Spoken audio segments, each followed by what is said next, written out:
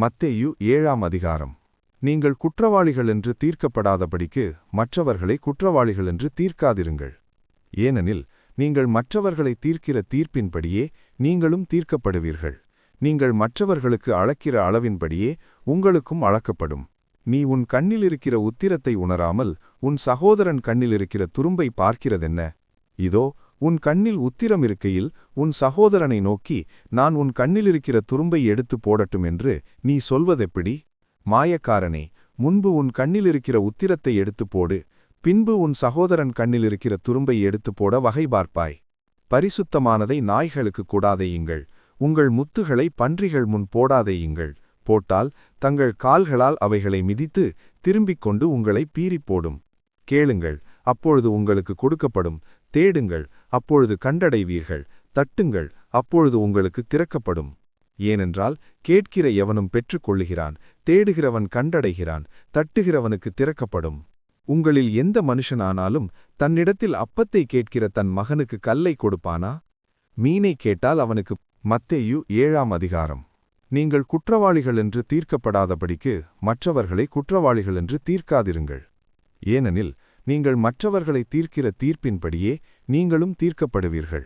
நீங்கள் மற்றவர்களுக்கு அளக்கிற அளவின்படியே உங்களுக்கும் அளக்கப்படும். நீ உன் கண்ணிலிருக்கிற உத்திரத்தை உணராமல் உன் சகோதரன் கண்ணிலிருக்கிற துரும்பை பார்க்கிறதென்ன? இதோ உன் கண்ணில் உத்திரம் இருக்கையில் உன் சகோதரனை நோக்கி நான் உன் கண்ணிலிருக்கிற துரும்பை எடுத்து போடட்டும் என்று நீ சொல்வதெப்படி? மாயக்காரனே, முன்பு உன் கண்ணிலிருக்கிற உத்திரத்தை எடுத்து போடு, பின்பு உன் சகோதரன் கண்ணிலிருக்கிற துரும்பை எடுத்து போட வகை பார்ப்பாய். பரிசுத்தமானதை நாய்களுக்கு கூடாதேயுங்கள், உங்கள் முத்துகளை பன்றிகள் முன் போடாதேயுங்கள். போட்டால் தங்கள் கால்களால் அவைகளை மிதித்து திரும்பிக் கொண்டு உங்களை பீறிப் போடும். கேளுங்கள், அப்பொழுது உங்களுக்கு கொடுக்கப்படும். தேடுங்கள், அப்பொழுது கண்டடைவீர்கள். தட்டுங்கள், அப்பொழுது உங்களுக்கு திறக்கப்படும். ஏனென்றால் கேட்கிற எவனும் பெற்றுக்கொள்ளுகிறான், தேடுகிறவன் கண்டடைகிறான், தட்டுகிறவனுக்கு திறக்கப்படும். உங்களில் எந்த மனுஷனானாலும் தன்னிடத்தில் அப்பத்தை கேட்கிற தன் மகனுக்கு கல்லை கொடுப்பானா?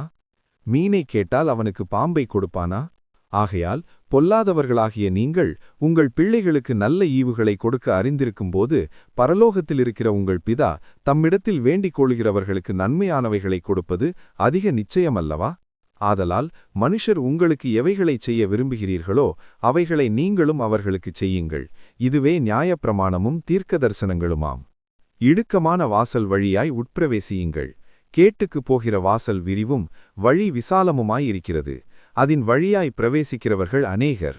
ஜீவனுக்குப் போகிற வாசல் இடுக்கமும் வழி நெருக்கமுமாயிருக்கிறது, அதை கண்டுபிடிக்கிறவர்கள் சிலர். கள்ளத்தீர்க்கதரிசிகளுக்கு எச்சரிக்கையாயிருங்கள். அவர்கள் ஆட்டுத்தோலை போர்த்து கொண்டு உங்களிடத்தில் வருவார்கள், உள்ளத்திலோ அவர்கள் பட்சிக்கிற ஓநாய்கள். அவர்களுடைய கனிகளினாலே அவர்களை அறிவீர்கள். முட்செடிகளில் திராட்சைப் பழங்களையும் முட்பூண்டுகளில் அத்திப்பழங்களையும் பறிக்கிறார்களா? அப்படியே நல்ல மரமெல்லாம் நல்ல கனிகளை கொடுக்கும், கெட்ட மரமோ கெட்ட கனிகளை கொடுக்காது. நல்ல மரம் கெட்ட கனிகளை கொடுக்க மாட்டாது, கெட்ட மரம் நல்ல கனிகளை கொடுக்க மாட்டாது. நல்ல கனி கொடாத மரமெல்லாம் வெட்டுண்டு அக்கினியிலே போடப்படும். ஆதலால் அவர்களுடைய கனிகளினாலே அவர்களை அறிவீர்கள். பரலோகத்திலிருக்கிற என் பிதாவின் சித்தத்தின்படி செய்கிறவனே பரலோக ராஜ்யத்தில் பிரவேசிப்பானே இல்லாமல் என்னை நோக்கி கர்த்தாவே கர்த்தாவே, உமது நாமத்தினாலே தீர்க்கதரிசனம் உரைத்தோம் அல்லவா? உமது நாமத்தினாலே பிசாசுகளை துரத்தினோம் அல்லவா? உமது நாமத்தினாலே அநேக அற்புதங்களைச் செய்தோம் அல்லவா என்பார்கள். அப்பொழுது நான் ஒரு காலும் உங்களை அறியவில்லை, அக்கிரமச் செயல்கைக்காரரே, என்னை விட்டு அகன்று போங்கள் என்று அவர்களுக்குச் சொல்லுவேன்.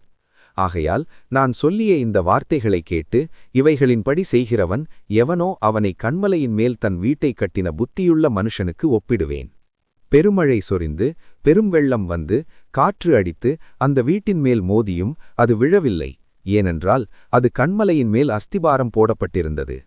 நான் சொல்லிய இந்த வார்த்தைகளை கேட்டு இவைகளின்படி செய்யாதிருக்கிறவன் எவனோ அவன் தன் வீட்டை மணலின் மேல் கட்டின புத்தியில்லாத மனுஷனுக்கு ஒப்பிடப்படுவான்.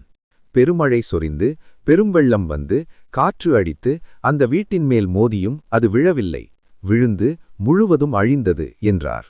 இயேசு இந்த வார்த்தைகளைச் சொல்லி முடித்தபோது அவர் வேதபாரகரைப் போல் போதியாமல் அதிகாரமுடையவராய் அவர்களுக்கு போதித்தபடியால் ஜனங்கள் அவருடைய போதத்தை குறித்து ஆச்சரியப்பட்டார்கள்.